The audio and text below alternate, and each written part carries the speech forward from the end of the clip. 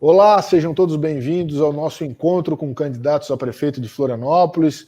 Estamos agora reunidos com o nosso prefeito e candidato Jean Loureiro, do Partido Democratas, e nós vamos aqui também recepcionar as lideranças empresariais que vão participar conosco deste bate-papo. Temos a Zena Becker, que é coordenadora do Movimento Floripa Sustentável, temos Marcelo Borer, que é o coordenador do FORTUR, o Fórum de Turismo da Grande Florianópolis, temos Diego Ramos, que é o vice-presidente de Relações da CAT, e temos Ernesto Capone, que é presidente da CDL Florianópolis, e eu, Rodrigo Rossoni, representando a ACIF, a Associação Empresarial de Florianópolis. Prefeito Jean, seja muito bem-vindo, faremos aqui um bate-papo, e já parabenizando por ter assumido o compromisso que foi proposto pelas 22 entidades reunidas, que aqui estão representadas pelos líderes aqui presentes na nossa reunião. Então, quero já passar a palavra para a Zena Becker, a coordenadora do Movimento Floripa Sustentável, que fará a primeira pergunta. Boa tarde, prefeito. Boa tarde, amigos das entidades. Prefeito, eu vou ser bem rápida. A minha pergunta é plano diretor. O senhor sabe que a nossa cidade tem complexidade territorial, né? Em virtude disso, um plano diretor, ele é o alicerce para diminuir a insegurança jurídica, ou seja, é um alicerce para a segurança jurídica. E nos últimos tempos a gente teve muito problema com esse plano diretor. Na verdade, ele não está terminado. Desde que iniciou, foi aprovado em 2014, e até agora ainda tem um PL 1715 na Câmara para ser aprovado. A minha pergunta é, em função disso, quais são os seus planos para termos aprovado um plano diretor que concilia desenvolvimento sustentável para Florianópolis? Obrigado pela pergunta, Zena. Vocês acompanharam bem o Movimento Floripa Sustentável e demais entidades, o que era Florianópolis quando nós assumimos em 2017. Nós não tínhamos plano diretor, estava ajuizado, não tínhamos uma definição da cidade. Fizemos um estudo minucioso, coordenado na época pelo procurador-geral, Dr. Diogo Pizzica. Acabamos tendo uma vitória muito importante para a cidade de Florianópolis, junto ao Superior Tribunal de Justiça, consolidando o plano diretor. Posteriormente, cumprindo o compromisso que tive com as entidades empresariais que aqui estão, nós passamos por uma nova etapa, que era a criação do Conselho das Cidades. E muito mais do que a criação, a sua efetiva participação como instrumento previsto no Estatuto das Cidades para a regulamentação, né, do próprio plano diretor já existente de 2014. Esse debate aconteceu, o projeto de lei que tu citou, que tramita na Câmara, ele trata de algumas regras que buscam aperfeiçoar o plano, até porque hoje nós não conseguimos utilizar toda a capacidade construtiva prevista na legislação. Não é nem alterar. A minha capacidade de 100% são tantos detalhes na legislação que impedem que ninguém consegue ultrapassar de 60%. Então, hoje a gente está dando a garantia dessa possibilidade de utilizar tudo aquilo que a lei permite. Ato contínuo, aprovando, e a nossa prioridade no início do ano aprovar esse projeto, já discutimos com a base de governo, né, e vamos discutir com toda a cidade, até porque ele já foi aprovado pelo Conselho das Cidades. Posteriormente, nós estamos regulamentando agora o PEU, estamos regulamentando também as AUEs, que são importantes, que vão formar centralidades, e o próximo passo após isso será a definição nova dos mapas e essa centralidade com concentrações. Nós sabemos que também estamos vivendo uma pandemia, né, e pós-pandemia, a construção civil é um dos fatores que mais gera empregos em Florianópolis, então nós queremos que quem deseja construir possa construir dentro da legislação. E a gente está estudando uma forma de poder desburocratizar o sistema, não deixando de cumprir a legislação, mas garantindo que os investidores possam fazer isso com mais agilidade. Nós vamos ter um caminho pela frente, que é a tramitação de uma alteração do plano diretor, ela segue regras previstas na própria legislação, que nós não temos como reduzir o tempo dela, mas a nossa meta é que até que início de 2021 a gente possa ter aprovação do PL que tramita na Câmara Municipal, né, mesmo tendo 2 votações, interstício, tudo, né, e posteriormente a discussão da regulamentação disso e os mapas indo até o final de 2021, 2022.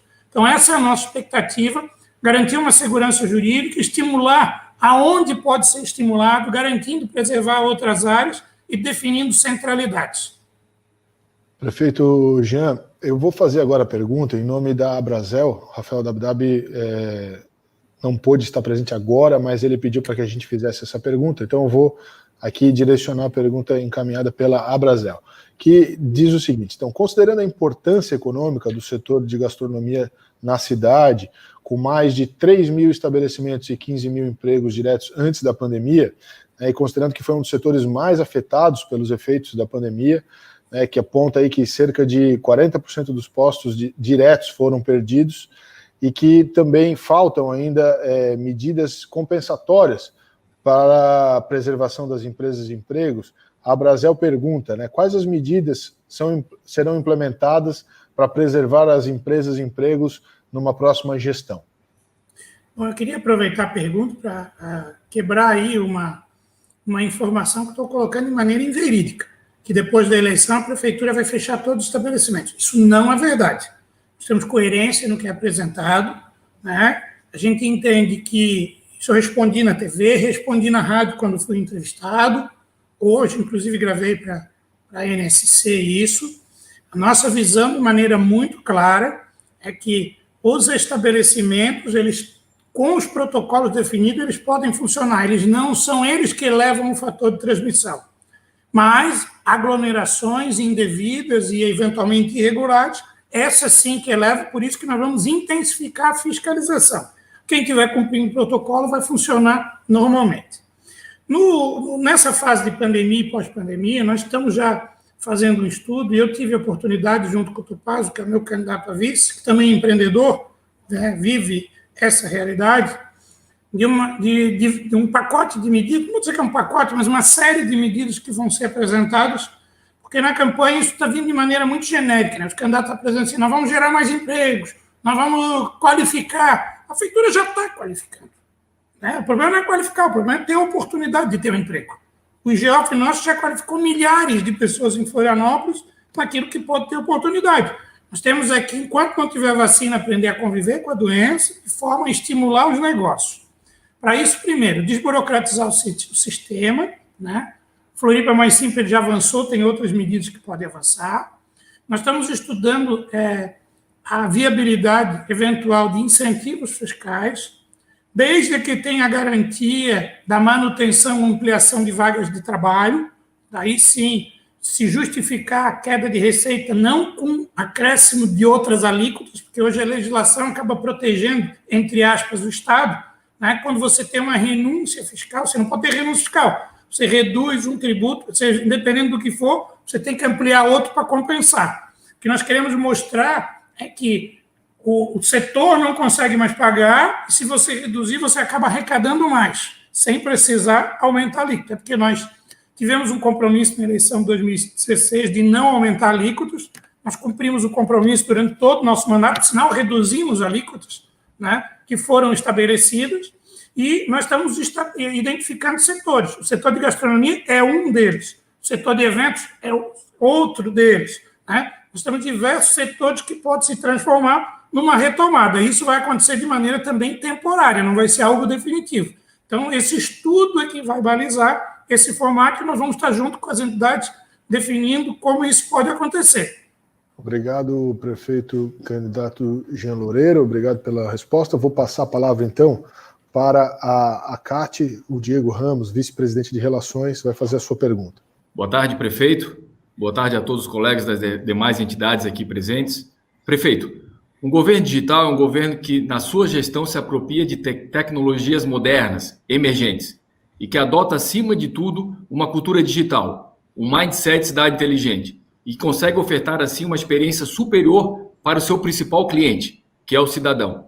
Como o senhor pretende colocar o cidadão no centro da estratégia de uma cidade cada vez mais digital e inclusiva? Bom, queria agradecer, Diego, a oportunidade de tu representar a CAT e trazer esse tema. Esse tema é muito caro para a Prefeitura de Florianópolis.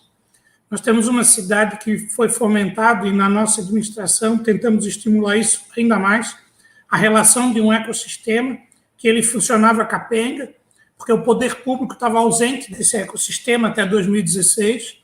Nós voltamos a fazer parte e cabe a ele capitanear isso, em conjunto com as empresas, em conjunto com as universidades, em conjunto com o setor que está trabalhando. Essa visão nossa é uma visão de que a atração de novas empresas, com a qualificação da mão de obra para estar disponível para trabalhar nas empresas, e um formato que, evidentemente, consiga gerar um estímulo, é o ideal para essa estrutura, eu digo, fora da administração pública. E a cidade ela vai muito bem nessa parte fora. Entretanto, no governo digital ou no governo eletrônico da prefeitura, nós vivemos, em muitos setores, ainda numa era analógica, onde precisa avançar. De pouco em pouco, nós vamos identificando programas, projetos de empresas que atuam na cidade que vêm nos auxiliando nesse formato. Nós estamos fazendo uma análise de todos os fluxogramas de processo, identificando como a tecnologia pode ajudar, especialmente no quesito de dar agilidade, ter mais transparência e ter mais controle desses processos. Nós vamos ter um avanço e vamos buscar ter esse avanço considerável. Em alguns pontos nós trabalhamos, especialmente no Floripa Mais Simples, onde houve uma participação efetiva da discussão dos sistemas em conjunto com a junta comercial e outros para conseguir fazer que possamos tramitar de maneira concorrente sistemas distintos sobre o mesmo processo, garantindo menos tempo na análise. E o que a gente deseja é ter as pessoas de maneira mais inclusiva. Dá um exemplo prático disso. Nós licitamos agora e os 34 mil alunos da rede pública municipal, incluindo os professores, já tem uma vencedora da licitação, nós estamos para assinar o contrato, se eu não me engano, acho que é Claro que venceu a licitação. Nós vamos fornecer chip de celular para todos os alunos da rede pública e para os professores, porque enquanto perdurar a questão da Covid, mesmo de maneira parcial, atenda presencialmente, vai ser necessário ter essa inclusão. Ela garante essa inclusão para o aluno para a educação, mas ela acaba incluindo em todos os processos. Nós estamos falando aí de quase 40 mil pessoas só nesse processo. Óbvio que a gente tem que avançar ainda na questão da internet pública, de pontos. O Marcos Rocha, que veio do setor de vocês, da CAT, que é o nosso superintendente de Ciência e Tecnologia, tenta sempre vencer essas burocracias existentes, que às vezes quem olha de fora é tudo muito simples, né? Podia contratar e fazer, mas quando a gente chega nas amarras burocráticas da lei de licitações, a 8666, e outros que tem que se adequar, fica mais difícil fazer. Agora, nós entendemos que seja através do Fundo Municipal de Inovação, onde os editais possam apresentar oportunidade de novos projetos que possam ser direcionados à gestão pública, né? Como foi o exemplo hoje do check-in, que é feito para ter o registro nos estabelecimentos comerciais, que veio de um projeto apoiado do Fundo Municipal de Inovação e virou referência para o Brasil. Nós queremos direcionar o edital que possa garantir. Eu sei que o edital, nós regulamentamos a legislação em janeiro, foi um dos primeiros atos meu da administração, que esperava mais de 4 anos a sua regulamentação, né? A gente ainda está engatinhando, utilizando apenas recursos da prefeitura, mas com uma abertura para poder ter outras fontes de recursos para se apoiar. Vivemos período, obviamente, como esse da pandemia e outros de queda, mas sempre já trabalhamos com algum recurso, os projetos já aconteceram, e a nossa ideia é poder fazer disso não apenas um ambiente externo, mas um ambiente interno da prefeitura.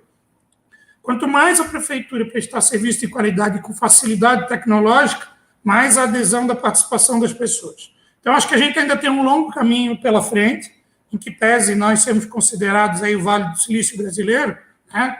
No quesito prestação de serviço público, nós ainda temos um longo caminho para avançar. Mas é através dessa parceria que eu apresento com muito respeito, é uma parceria de sucesso com a CAT, CEINFRA e demais entidades do setor de tecnologia, que a gente quer avançar numa discussão com vocês, onde a várias mãos a gente possa prestar um serviço de mais qualidade. Obrigado, prefeito Jean. Vou passar a palavra agora para o Marcelo Borer, coordenador do Fórum de Turismo da Grande Florianópolis. Boa tarde, prefeito. Obrigado por estar aqui conosco. Como tu bem sabes, o turismo foi aí um dos setores mais afetados durante a pandemia na nossa cidade, se não o mais afetado. E a gente entende que vai ser necessário um plano de retomada para que o turismo possa se recuperar de todo esse caos causado pela pandemia. E um dos pontos fundamentais, na nossa opinião e na opinião do trade, é que Florianópolis conquiste de uma vez por todas a gestão da sua orla, que a gente possa, através da liderança da prefeitura, fazer a gestão da orla. Quais são os caminhos ou quais são as medidas que a prefeitura pretende tomar para que a gente conquiste a gestão da orla de uma vez por todas? Obrigado pela pergunta, Marcelo. Na verdade, nós já estamos tomando as providências. Nós já solicitamos a gestão da orla à Secretaria do Patrimônio União de Santa Catarina. O NABI aqui já deu manifestação favorável, depende da Superintendência Nacional. Nós estamos tratando com eles. Houve uma discussão muito grande em função da judicialização que existe, especialmente na região de Jurerê, onde há uma discussão se ali caberia ou não, mas a Prefeitura não está esperando. Em tratativas que tem com a SPU, nos últimos anos, nós regulamentamos o uso da praia, da faixa de areia da praia, seja por ambiente de mesas e cadeiras, seja por um formato de utilização e até dos ambulantes credenciados e a sua forma de fiscalização, a exploração de atividades náuticas, a Prefeitura vem fazendo isso. O que nós não queremos é todo ano ter que pedir uma autorização para a SPU para fazer isso. A gente quer a gestão completa onde possa se definir todo esse critério. Existe uma expectativa que ainda esse ano isso possa ser concretizado pela Superintendência da SPU Nacional e vir para Florianópolis, que vai dar mais segurança às ações que a Prefeitura já vem tomando. Mas nós continuamos tratando disso. Por exemplo, agora, na Covid, a primeira liberação da estrutura na faixa de areia nossa, além das atividades náuticas e físicas na praia, foram as mesas e cadeiras de restaurantes, aonde garante, com o distanciamento, que não traga um risco de transmissibilidade, onde, sem critério, todos poderiam estar aglomerando nos restaurantes com mesas, limite máximo de pessoas, distanciamento, diminui consideravelmente o risco. Então, são fatores de ter a orla, a gestão da orla da Prefeitura, que pode permitir a gente avançar mais. Como dependemos do governo federal, a gente está se articulando com todas as esferas para que isso possa se concretizar. Obrigado, prefeito. Vou passar, então, agora a palavra para o presidente da CDL, Ernesto Capone, para fazer a sua pergunta. Prefeito, boa tarde, prefeito Jean. Seja bem-vindo a mais esse debate. Bem sabe como a CDL de Florianópolis, ela sempre procurou atuar em parceria com todos aqueles que estiveram à frente da gestão pública da nossa cidade, e nós nunca deixamos de nos furtar de participar, como também cobrar e solicitar medidas que sempre venham a beneficiar o sistema do comércio como um todo. Nós temos um problema muito grande existente, ainda mais agora com essa pandemia, que é justamente o comércio ilegal. A gama de ambulantes ela está insuportável. Eu sei que muitas das vezes a entidade, ela, através da fiscalização, a prefeitura, através da fiscalização, junto com a Guarda Municipal, a prefeitura e a Polícia Militar do Estado, ela atua de uma forma não repressiva, mas sim de uma forma de retirar. O que realmente está impedindo que nós acabemos com esse comércio ilegal? Nós sabemos que a cidade perde, o Estado perde. Eu queria que, primeiro, boa tarde ao Capone e a todos que estão assistindo. Queria que pudesse voltar ao dia 31 de dezembro de 2016. Me lembro. Lembrar o que era Florianópolis. Não existia mais espaço para se caminhar em nenhuma rua da cidade, porque ela estava invadida por ambulantes de todas as regiões do Brasil. A minha primeira reunião no dia 2, 8 horas da manhã, o presidente da CDL na época estava presente, da CIF estava presente, nós discutimos a força-tarefa que realizamos alguns dias depois, onde modificamos esse quadro da cidade. A resolução de 100%, ela nunca vai existir 100%. Tem que ter mecanismo para diminuir o máximo possível. Esses mecanismos, eles avançaram de bastante, né? Primeiro, com a integração das forças de segurança, que antes não dialogavam. Guarda Municipal fazia um trabalho, a Polícia Militar fazia o mesmo, a Polícia Civil fazia o mesmo. Existia um retrabalho e não uma divisão de tarefas muito bem estabelecida. Eu, particularmente, participo pessoalmente de todos os debates desses, você testemunha disso, né? Nós temos o problema da região central da cidade até o Natal, depois há uma migração para os balneários em função da lotação dos turistas, e dou destaque aí para Ingleses e Canasvieiras como um dos bairros que apresentam o maior problema nessa fiscalização. Nós identificamos diversos formatos para se realizar, porque você tem o ambulante irregular, você tem o imigrante que opta também por fazer esse trabalho clandestino, e nós, dos avanços, identificamos que a contratação de estrutura de apoios à fiscalização foi o que deu o maior resultado. Estamos ampliando essa estrutura de apoio à fiscalização, o canal de comunicação estabelecido pelos grupos do WhatsApp permite uma resposta imediata, inclusive você participa e eu também participo do grupo, né? E quando se coloca tudo ali, a gente fotografa e demonstra que tem resultado imediato, que às vezes dá aquela impressão que não se cuida, mas está trabalhando. Nós precisamos avançar mais na questão da inteligência com a Polícia Civil para identificar os grandes fornecedores de produtos, muitas vezes produtos falsificados, né, que são utilizados. Hoje nós temos o nosso Comitê de Combate à Pirataria atuando de maneira mais intensa, sendo parceiro das entidades empresariais e da Prefeitura nesse trabalho. Agora, é óbvio que a população ainda não tem um entendimento e a comunicação vai ter que ser trabalhada, porque quando a Polícia Militar retira o ambulante, a população sai em defesa do ambulante, achando que é uma injustiça, que ele quer trabalhar, que é um formato, né? E cria-se uma comoção, vira uma matéria na imprensa nacional, se retirar. Então, a estratégia adotada pela polícia e orientada e acompanhada é uma estratégia de presença antecipada nos locais, aonde, quando começa o nosso trabalho, né, eles migram para outro espaço. Então, eu recebi, ano passado, verão, uma reclamação do pessoal de Porto Belo, Itapema, que os ambulantes de Florianópolis estavam indo para lá, porque aqui a fiscalização estava muito dura. A gente começa a migrar desse trabalho. Eles reclamando que lá foi o pessoal que ia vir em Florianópolis, foi para lá. Então, a gente vai ter que continuar tendo essa estrutura de presença, identificar os grandes fornecedores que alimentam esse sistema, ter um controle efetivo e uma integração dessas forças de segurança, não dar espaço para que possam fazer, e identificar projetos sociais de eventuais trabalhadores informais que, às vezes, também querem buscar uma oportunidade. Muitas vezes é tudo preparado, né? A pessoa vem de fora, organizado por quem distribui os produtos falsificados, distribui em pontos da cidade para ser feito. A gente conseguiu estourar alguns pontos de calçados falsificados lá em Canasvieiras, outros durante o ano. Acho que tem que avançar mais nisso. Agora vai ser um trabalho permanente entre todos nós. Mas nada se compara ao que era uma cidade de 4 anos atrás. Hoje nós vivemos outra realidade. Você pode eventualmente até encontrar, mas não é como era, onde não se tinha nem espaço para caminhar.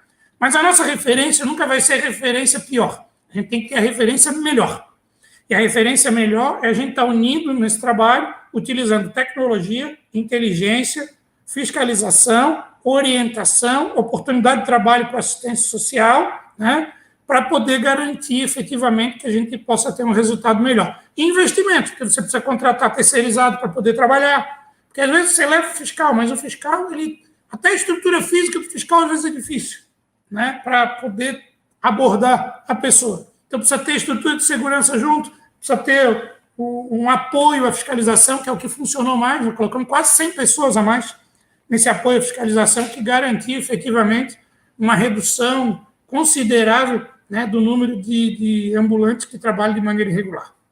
Obrigado, Ernesto e prefeito Jean, obrigado pelas respostas. Nós vamos então agora, eu vou fazer uma pergunta em nome da CIF, fazendo aqui uma lembrança a respeito do Pacto Floripa, que é o planejamento que nós criamos em conjunto com outras entidades, inclusive com convidados da própria Prefeitura Municipal, para contribuir com aquilo que a gente entende que é a elaboração de um plano estratégico e de uma visão para Florianópolis em 2030, e buscando com que isso vá além de um plano de governo e se torne de fato um norte, uma visão para a cidade e um plano de Estado, né?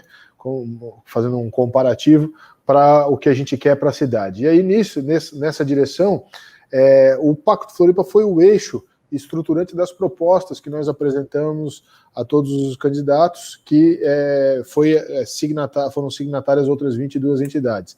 E nisso eu gostaria, então, de questionar como nós estamos nos referenciando, a visão que nós declaramos no Pacto Floripa é de que Florianópolis vai ser uma referência mundial em turismo criativo, em tecnologia, em economia criativa, em saúde, bem viver e educação.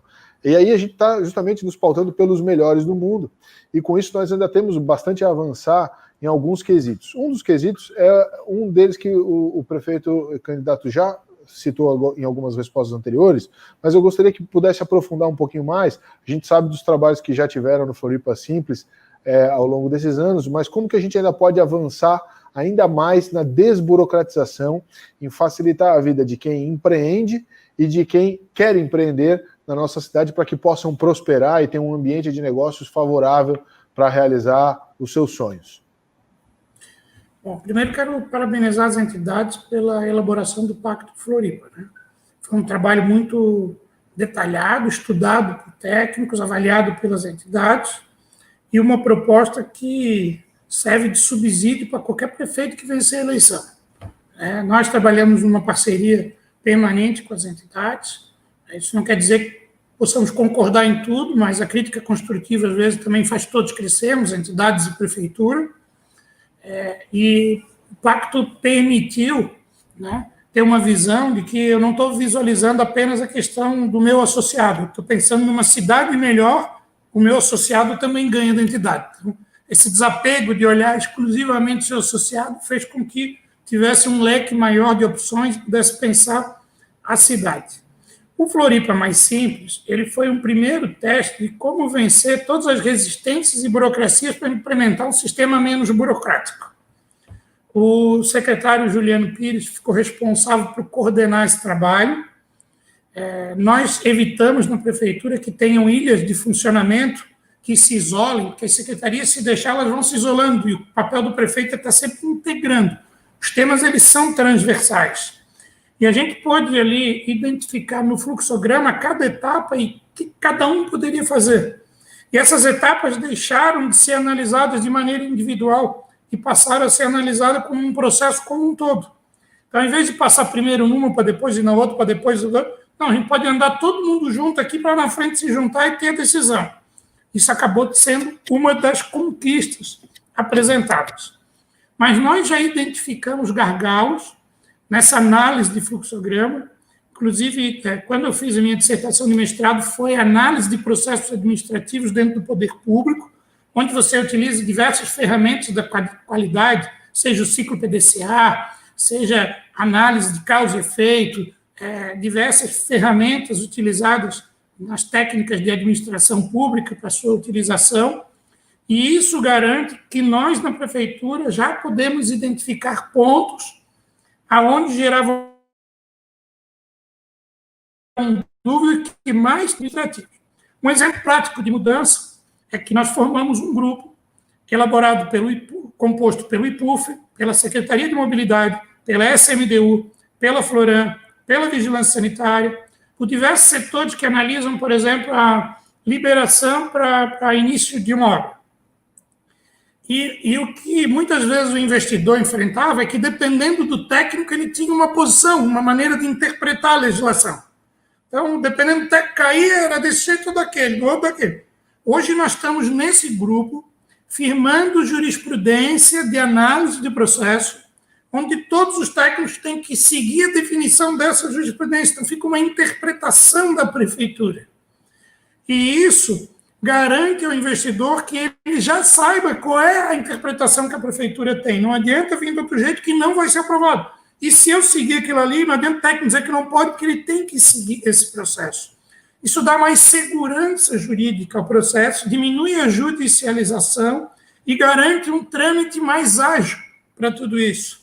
Porque sabe que muitas interpretações elas acabam sendo subjetivas, isso dificulta, porque dependendo da interpretação do analista, ele pode achar de uma forma ou de outra. Quando se firma, né, critérios de como a prefeitura se posiciona, a gente vai garantindo fluir muito mais rápido.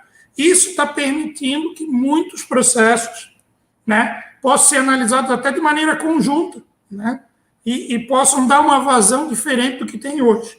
Nós queremos fazer que todos sigam um modelo que foi utilizado com a tecnologia, aplicação de tecnologia nas consultas de viabilidade, que hoje é praticamente em tempo real, fornecida para as pessoas, só que nós temos vários processos, temos a vigilância sanitária, processos administrativos internos, processos externos que são feitos, nós temos centenas aí, cada um tem que ter o seu mapeamento, a definição do seu fluxograma, os pontos críticos desse fluxograma e como agir para mudar esses pontos críticos. E isso tem que ser de maneira integrada pelas secretarias, não pode ser por uma secretaria só.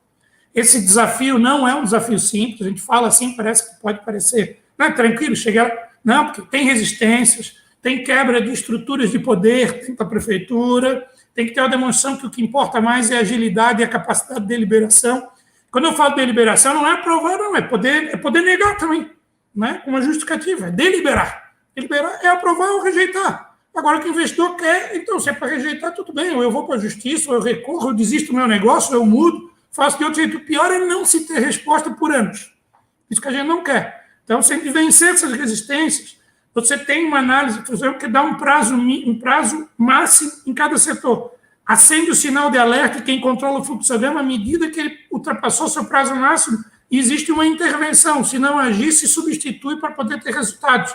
Então, você tem várias medidas que garantem esse fluxo mais rápido, desburocratizando o sistema. A gente está falando de abrir e fechar a empresa, mas é muito mais do que isso. São todas as análises que dependem do poder público que a gente quer trabalhar para ser melhorados. Obrigado, prefeito. Eu vou passar, então, a palavra agora para a dona Zena Becker, que vai fazer a pergunta em nome do Fortur primeiro. Zena, representando o Marcelo, que teve que se ausentar aí dessa segunda parte da reunião, já iniciando a segunda rodada de... Prefeito, o que a gente tem questionado bastante nos últimos tempos é a promoção da cidade para o turismo, né? Nós estamos vivendo uma fase atípica, complicada para o turismo. O turista vai vir, né? Não tem como escapar. E o que o senhor pensa em fazer para o próximo ano, que para esse ano não tem mais condição, para fazer a promoção da cidade? Quando nós falamos em promoção, não é só ir nas feiras e vender o sol e mar. O que o senhor pensa em produzir para que a gente possa empacotar alguns bons produtos e também fazer a promoção? E de que maneira o senhor vê a nossa cidade lá fora sendo promovida? Eu me lembro, Rosana, obrigado pela pergunta. Eu lembro quando eu trabalhei na coordenação de uma operação verão, que a gente era preocupado com papelaria, na época que tinha que ter papel. Então tinha que ter um mapa, tinha que ter coisa, não tinha aplicativo para o turista utilizar, não tinha nada. A gente está vendo uma outra realidade. Óbvio que o verão passado, 2019, 2020, antes da pandemia, a gente trabalhou de uma outra forma. Foi um verão que veio muita gente, foi um verão que veio o turista internacional, foi um verão que tinha referência de outras cidades. Com a pandemia, Florianópolis, por ter sido certificado, né, pelo Organismo Internacional do Turismo como uma cidade saudável, ele vai ter uma procura. Só que nós ainda temos a dificuldade de não poder estar vivendo sob aglomeração contínua. A gente vai ter que permitir que os estabelecimentos funcionem dentro de protocolos definidos. Ninguém imaginava que não se teria vacina até o final do ano, que iam chegar nesse patamar de nível de transmissibilidade. Por mais que a gente está trabalhando, tem uma reunião amanhã à tarde com o secretário estadual de saúde, os secretários municipais e os prefeitos da região, a gente está trabalhando regionalmente para isso. Só que a gente sabe que essa promoção, pós-pandemia, vamos falar assim, a pandemia é até uma ironia, né? A gente sempre promoveu para vir, a gente está agora meio quietinho, assim, mas a gente sabe que como o turismo regional vai se fortalecer muito, Florianópolis vai ser uma das cidades com certeza mais requisitadas do Brasil. E para isso a gente tem que se preparar. Mesmo com protocolos, seguindo regras definidas, uma cidade vai ter muita gente. No outro lado, eu falei que nós temos um super verão, foi mal interpretado, sabe que eu queria contaminar todo mundo. Porque não vamos ter um super verão, porque a cidade está amadurecendo até de como conviver com a pandemia.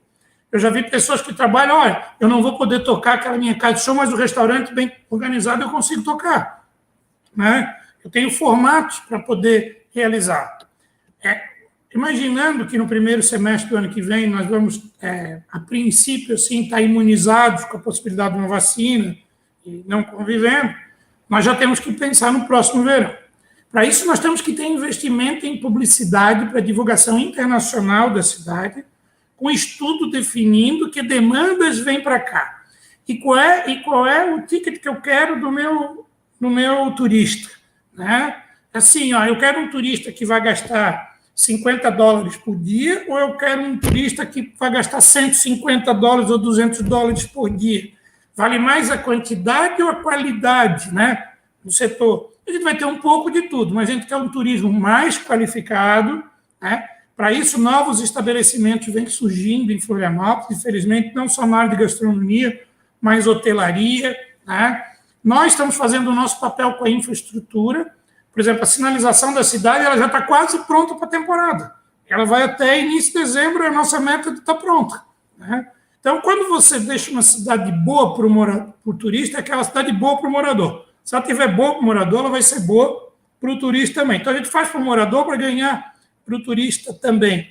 E essa promoção ela vai ter que ser identificado num formato. Nesse ponto, o Floripa Convention Bureau é um grande parceiro também, o Floripa Sustentável da mesma forma, o Fortur da mesma forma, porque não somos nós sozinhos que temos que dizer como fazer essa divulgação. Inclusive, as feiras internacionais, eu tive a oportunidade de participar de algumas, elas tiveram sucesso quando a prefeitura fez parceria com essas entidades e também com a Santur, porque se a pessoa vem para o estado, ela nunca vai deixar de vir para Florianópolis. Se ela vem para Balneário Camboriú, se ela não vier para Florianópolis, não é a mesma coisa que ela vir para cá. Então, você tem agregado, você tem novos nichos de turismo, o turismo de trilhas, né? É o turismo religioso, você tem novos focos que são apresentados, e acho que o nosso maior desafio, a gente fala sempre da temporada de verão, é garantir o turista o ano inteiro com um calendário turístico. E essa garantia que a gente faz, vocês participaram com o Floripa Conecta do mês de agosto, mas nós temos outros desafios. Eu não quero mais um verão, uma atividade de esporte em janeiro, Florianópolis. Eu quero em abril, né? Eu quero em setembro, eu quero em outros meses para poder garantir a movimentação do setor hoteleiro, até porque fica muito caro manter uma estrutura para 2 meses. Né? O próprio investidor. Então, ele precisa ter a garantia de uma ocupação mínima durante o ano inteiro. Esse é o papel planejado que nós podemos fazer, direcionando outros meses do ano para garantir essa procura. E é um contexto de tudo que eu falei. A promoção ela passa por isso. Está presente em feiras, tem investimento ali, tem mídia para investimento da cidade de Florianópolis direcionado onde eu quero. Né? Trabalhar, às vezes, com o próprio setor de empresas aéreas, onde se divulga, agências e trades de fora, onde pode-se trabalhar. As próprias agências aqui sabem como fazer isso e nos apoiar nesse trabalho, daí a BO que entram outros aí que vão poder trabalhar, e a minha característica vocês conhecem, uma característica de trabalhar em conjunto com vocês, que é o que a gente vai continuar fazendo. Então, nesse a gente até não fala demais, porque a gente já sabe que vai encher a cidade, as reservas já estão vindo, a gente vai ter que administrar para diminuir a taxa de transmissão, e a nossa meta é diminuir ao máximo. Eu volto a frisar, né? Nossa visão muito clara é que, seguindo protocolos e regras, é possível funcionar tudo, né? Garantindo manter ou até reduzir a taxa de transmissão. Agora, tem que ter uma consciência da população que as questões clandestinas é que tem que ser evitadas. Tá ótimo, obrigado, Zênio, obrigado, prefeito. Nós estamos aqui com 40 minutos da live, vamos buscar levar mais 10 minutos aí para até as considerações finais do prefeito. Jean, até para, assim, dentro da tua resposta aí sobre a escolha do turista, né, o Pacto Floripa aí traz boas referências, então fica também aí novamente a citação para que a gente possa trabalhar unido nessas frentes. Em relação agora à próxima pergunta, será realizada pelo presidente da CDL, Ernesto Capone.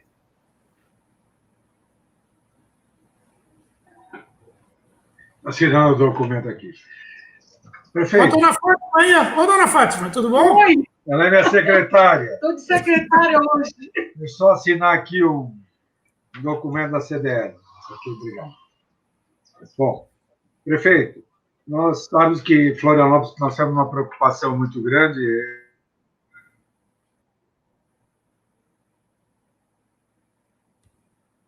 Acho que travou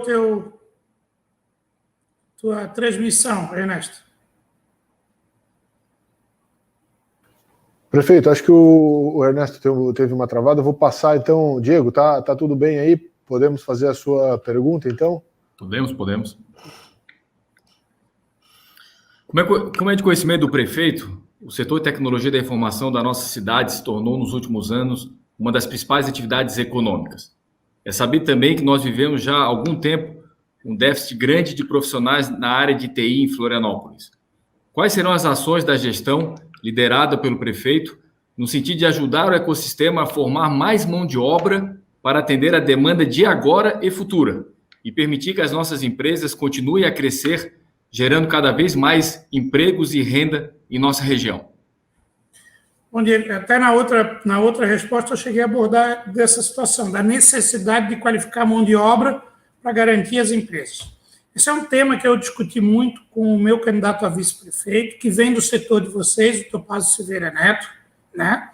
E ele, de maneira especial, é responsável por 12 mil empregos diretos e tem nas suas empresas uma das maiores estruturas de qualificação, programas de qualificação que são realizados. Nossa equipe já vem trabalhando nesse setor, nós queremos de garantir incentivos e até utilizar a necessidade das empresas de compor requisitos legais, como ter um percentual mínimo de pessoas com deficiência e outros formatos, de discutir termos de ajuste ou termos de compromisso que, em não conseguindo cumprir, repasse recursos para qualificação, garantindo esse cumprimento e não seja alvo de fiscalização para se utilizar do não cumprimento dessa legislação.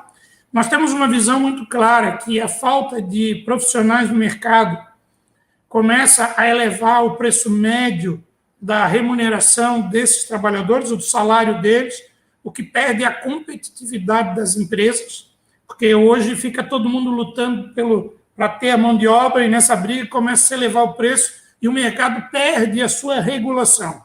Então, nós temos que ter um equilíbrio. Hoje, muito mais do que tentar trazer as empresas, é trazer a mão de obra junto. Porque daqui a pouco eu sou contra trazer a empresa porque o mercado já não suporta mais a necessidade de mão de obra que ela tem ali.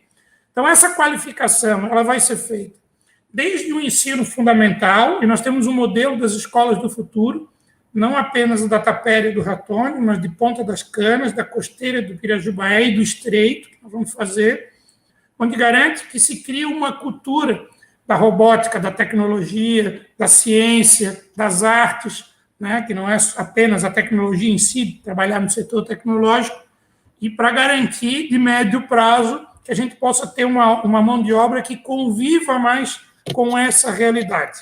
Fora isso, identificar a mão de obra já existente, mão de obra adulta, né? Quando eu falo adulto, eu sei que as empresas de tecnologia, a idade média ela é muito baixa.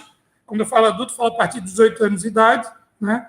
E buscar ter qualificações específicas, daí, muito mais do que dizer, eu vou qualificar tantas pessoas, eu tenho que qualificar para aquela necessidade do mercado. Não adianta eu qualificar para a pessoa não ter emprego. Eu tenho que ter essa identificação do mercado de quais demandas que eu vou ter. Bom, a demanda é para um digitador simples, é uma realidade. A demanda é para um programador, é outra realidade, né? Então, como identificar esse formato? E uma das coisas que nós percebemos para se ter atração é a identificação de quem, inclusive, está no mercado de trabalho, saber que a qualificação garante a ele uma oportunidade melhor remunerada, para ele ter a atração de estar presente ali. Ele tem que ter a garantia de saber, eu vou investir 6 meses de qualificação, mas eu tenho a minha vaga garantida. Então, Isso são formatos que a gente viu que muitas vezes essa qualificação ela se perde no meio do caminho, muitos iniciam, você não consegue ter uma retenção dessas pessoas para se formar no mercado de trabalho. E, além disso, nós também vamos buscar trazer mão de obra de outras regiões, né, que possam advir. A qualidade de vida de Florianópolis, o ambiente de viver a cidade, as condições também permitem que outros possam vir para cá, porque nós não vamos conseguir só com as pessoas que temos, só com recursos humanos que vivem hoje em Florianópolis, permitir que a tua empresa, outras empresas ampliem, que venham novas empresas para cá, sem essa mão de obra. Ou daqui a pouco as empresas começam a direcionar para outro local que tem mão de obra. Então, muito mais do que ter o ecossistema, ele já está funcionando, né? Mas a gente tem que ter condição, e esse é um dos maiores desafios que a gente tem. Eu vou estar à frente diretamente disso, nós vamos trabalhar com a CAT e com outras entidades, mas o Topázio, por ser do setor, ele vai ter como uma das missões especiais essa. Ele, inclusive, nós tratamos, ele não vai assumir uma secretaria específica, ele vai ficar responsável por projetos especiais na prefeitura, especialmente voltado à retomada de emprego no final pandemia, pós-pandemia, e a gente quer incentivos para que possa dar oportunidade de qualificação. No setor de tecnologia, é muito mais qualificar pessoas que, às vezes, estão numa oportunidade ou que não têm oportunidade para poder entrar. E esse vai ser uma das nossas prioridades. Obrigado, prefeito. Vou passar a palavra para a dona Zena Becker, coordenadora do Floripa Sustentável, que vai fazer a sua segunda pergunta. Prefeito, a gente ainda vai reforçar um pouquinho mais a história do plano diretor e, automaticamente, da insegurança jurídica.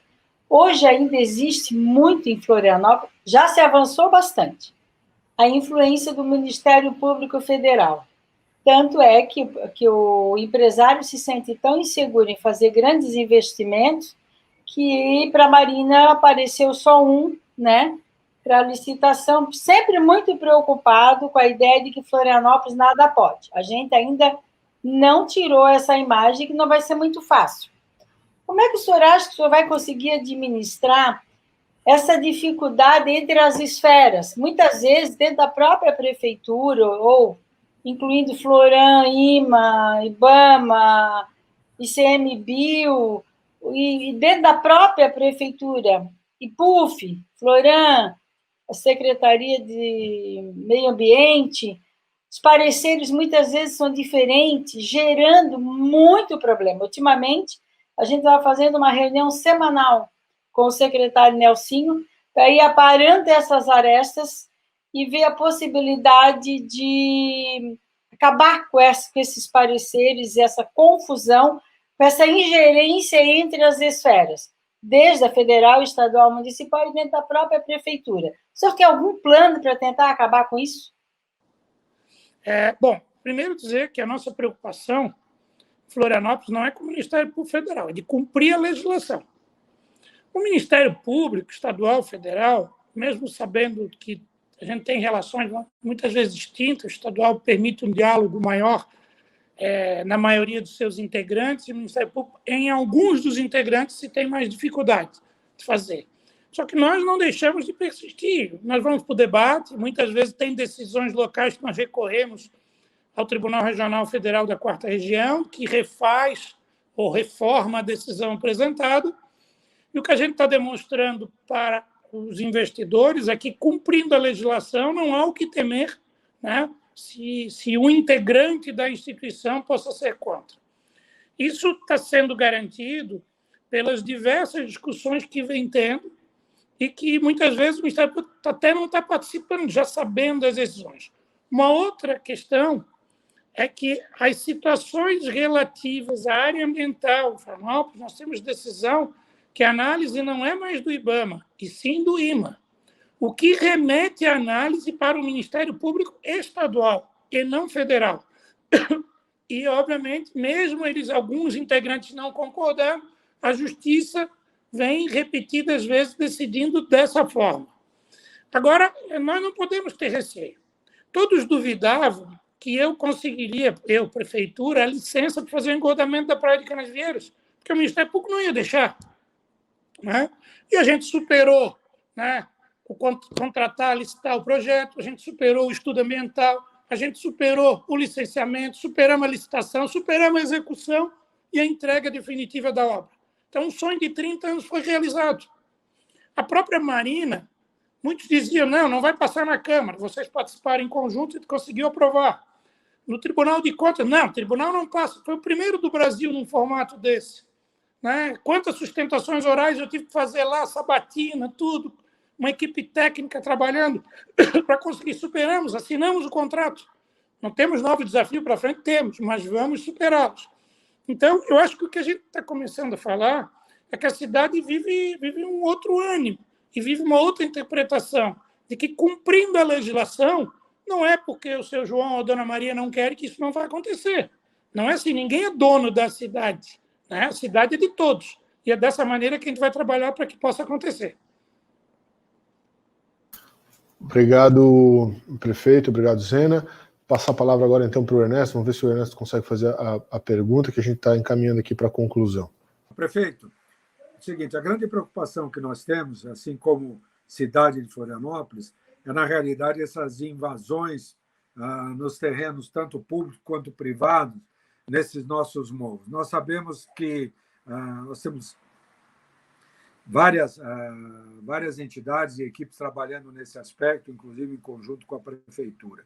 Nós sabemos que que existem, sim, vamos chamar assim, não vamos chamar como uma máfia, mas sim tem grupos de grileiros que estão por trás dessa situação. Como é que a prefeitura irá agir nesse momento? O próximo prefeito irá agir contra isso? Bom, a gente vem já trabalhando em conjunto com os órgãos de controle e os órgãos de segurança para poder modificar esse quadro. Um deles é a utilização de estruturas tecnológicas que permitem otimizar. Porque apenas com o olho do fiscal é praticamente impossível garantir ter um controle da cidade.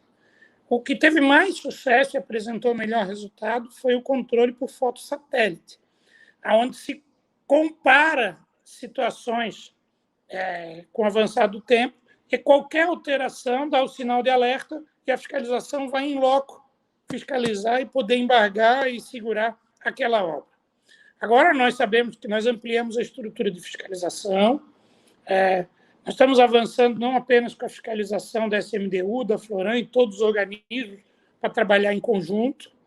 Nós temos várias análises que vêm se realizando e a Prefeitura integrou diversas ações, seja com o Ministério Público, seja com o DEIC, que foram realizados nos últimos meses, dando resultado concreto de invasões que estavam sendo realizadas.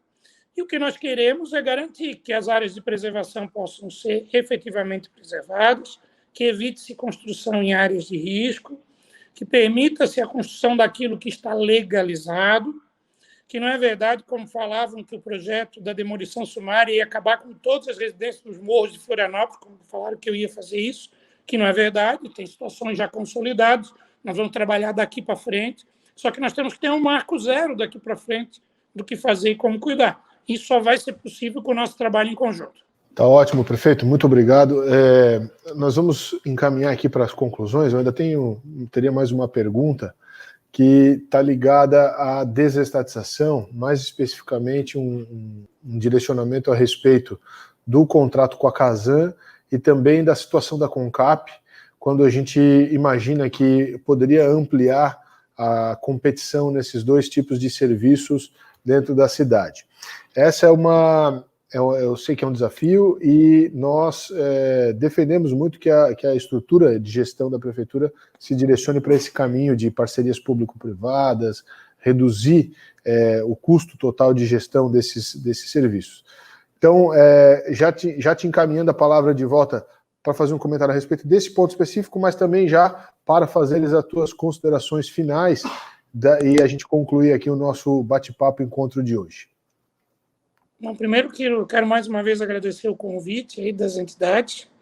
Eu me sinto muito em casa, porque eu não estou voltando na época da eleição a conversar com vocês. A nossa conversa aconteceu de maneira permanente nesses 4 anos. Eu acho que a cidade vive um dos seus melhores momentos, e isso é fruto dessa integração. E eu quero registrar aqui o apoio da CIF, da CDL, da ACAT, do Fortur e do Movimento Floripa Sustentável, e muitos outros que não estão aqui, né? Como vocês perceberam, os temas que são debatidos, eles são pautas da prefeitura, por isso que as perguntas podem vir ao natural, e eu vou responder ao natural, porque eu convivo com todas essas situações no meu cotidiano, eu não transfiro a responsabilidade para um secretário, porque um prefeito tem que ter o conhecimento detalhado de tudo que é preciso, mas nós também não temos promessas fantasiosas. A gente tem uma realidade, a cidade ela vai continuar investindo, né? Em que pese muito criticar Florianópolis, as pessoas estão felizes de viver em Florianópolis, estão com expectativas positivas na nossa cidade. Nós vamos superar os desafios da pandemia e vamos mostrar que Florianópolis é a cidade do futuro, vivendo o presente e não com expectativas apenas do futuro, mas um futuro de ser referência mundial. Isso depende de todos nós. Então, quero agradecer, quero ter a oportunidade aqui também, por ser um ambiente das candidaturas, a pedir o voto a todos que participam aqui, dos associados, né, que possam levar as nossas propostas, possam criticar as nossas propostas para aperfeiçoá-las, e um compromisso nosso de manter esse diálogo permanente, né, frequente, e só faz com que a cidade possa crescer. Então, esse compromisso é um compromisso que ajuda a Florianópolis, me ajuda na administração e acho que ajuda todos os associados das entidades que também fazem parte. Então, agradeço a todos, estou sempre à disposição e conto no próximo domingo com o voto de cada um no 25. Muito obrigado. Obrigado, prefeito. Obrigado a todos os parceiros das entidades aqui presentes. Estamos, com isso, concluindo o nosso encontro com os candidatos a prefeito.